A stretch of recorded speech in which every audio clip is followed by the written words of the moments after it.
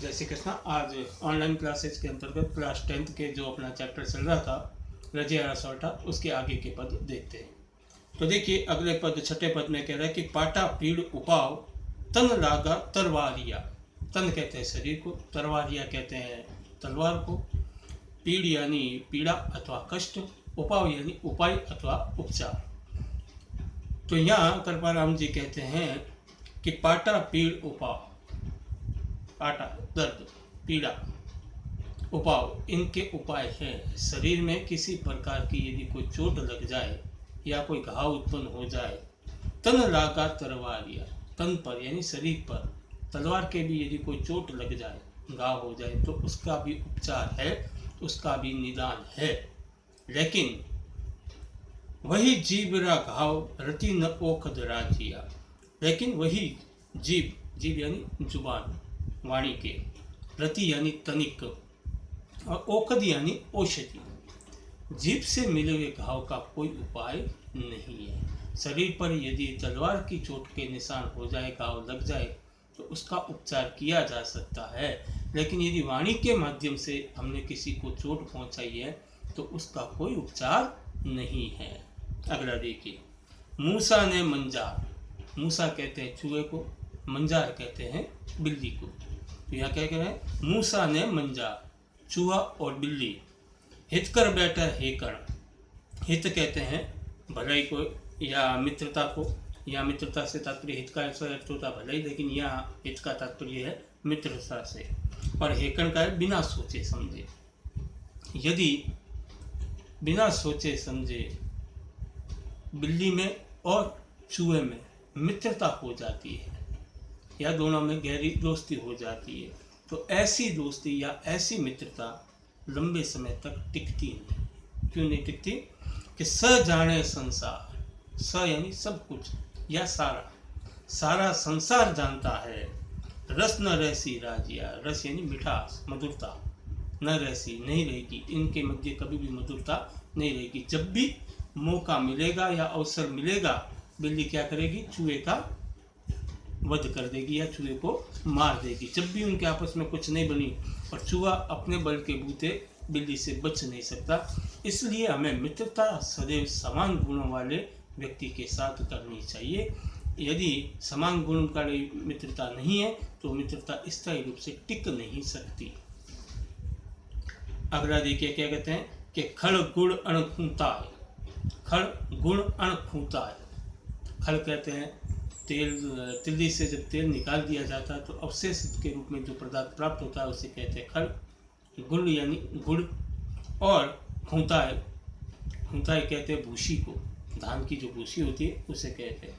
एक भाव कर आदर, यदि इन सब का एक ही मूल्य आंका जाता हो, किसका, खड़ का, गुड़ का और भूसी का एक ही भाव आंका जाता हो, सबको एक ही महत्वता दी जाती हो, एक भाव कर आदर, एक ही भाव दिया जाता हो, तो यहाँ पर कृपाराम जी कहते हैं ते नगरी हूंता है, हूंता यानी अंधेरी, ऐसी अंधेरी नगरी की अपेक्षा रोई आछी राजिया, रोई पूर्व में भी बताया था मैंने, जंगल, निर्जन स्थान, ऐसे स्थान पर रहने की अपेक्षा हमें जंगल में या निर्जन स्थान पर रहना श्रेयस्कर होगा, उचित होगा। क्यों होगा? क्योंकि वहाँ आप स्वाभिमान के साथ जीवित रह सकते हो। यहाँ गुण और अवगुणों का, अच्छे और बुरे का जहाँ ज्ञान नहीं हो, सभी को एक ही भाव से तोला जाता हो, ऐसे स्थान पर हमारी बेइज्जती कभी भी हो सकती है। इसलिए हमें ऐसे स्थान पर नहीं रहना चाहिए। अगला देखिए, घन घन साबड़ धाय, साबड़ यानी कठोर या हथौड़ा, घन घन बड़ा बड़ा या बार बार, घन घन साबड़ धाय, धाय यानी चोट, न फूटे पहाड़ निवड़, निवड़ यानी कठोर, अपन भी कहते हैं निमड़ है एकदम, निमड़ यानी कठोर मजबूत, कठोर और मजबूत पहाड़ के ऊपर बड़े हथौड़े से बार बार प्रहार किया जाता है, लेकिन फिर भी हम उस पहाड़ को तोड़ नहीं सकते। जड़ कोमल भिद जाए राय पड़े जदरा दिया, लेकिन आपने देखा होगा कि कई पर्वतों के ऊपर पेड़ उगाते हैं, उनकी जड़ें उस पर्वत के अंदर चली जाती है, तो वो जड़ें तो बड़ी कोमल होती है, लेकिन फिर भी वो प्रवेश कर जाती है। क्यों कर जाती है? कि जड़ कोमल भिद जाए, भेद देती है। जड़ कोमल होती है लेकिन फिर भी भेद देती है। क्यों?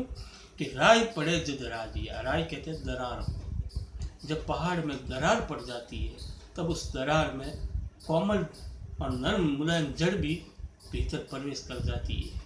कहने का भाव यह है कि कितना भी कठोर और मजबूत मैल क्यों न हो, यदि पारिवारिक सदस्यों के मध्य हल्की सी भी दरार पड़ जाती है रिश्तों में, संबंधों में, तो उसका फायदा एक सामान्य सैनिक भी उठा सकता है। इसलिए हमें सदैव इस बात का ध्यान रखना चाहिए कि संबंधों में किसी प्रकार की दरार ना पड़े, ताकि किसी और को हमारे ऊपर अधिकार करने का अवसर प्राप्त ना हो। और इसका अंतिम पद आज देखिए, पै मीठा कर पाक। पै दूध को भी कहते हैं, पै जल को भी कहते हैं। पै यानी पीने योग्य, मीठा कर पाक, पाक यानी पकाना। आप दूध को या दूध में या जल में मीठा डाल करके, शक्कर डाल करके पका दीजिए। जो अमृत सी चीज है, चाहे उसे अमृत से सींच दीजिए। अमृत कहते हैं वह अमूल्य पेय पदार्थ जिसको पीने से क्या हो जाता है, अमृत की प्राप्ति हो जाती है, तो कभी मरता नहीं।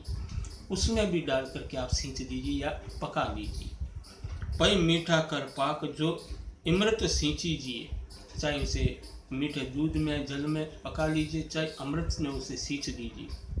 उर कड़वाई आँख, उर यानी हृदय, कड़वापन। हृदय की जो कड़वापन है, भीतर का जो कड़वापन है, मन का जो कलुषित विचारधारा है, वो और आँख का पौधा। रंच न मुँह के राजिया, रंच यानी तनिक भी, थोड़ा बहुत भी, और मुके यानी कम होती है।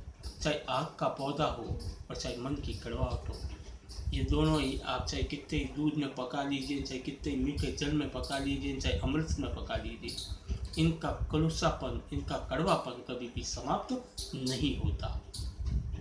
भाव यह है कि जिस व्यक्ति का व्यवहार अगर एक बार बुरा हो गया है तो लाख प्रयास कर लीजिए, हम उसे अच्छे में तब्दील नहीं कर सकते, परिवर्तित नहीं कर सकते।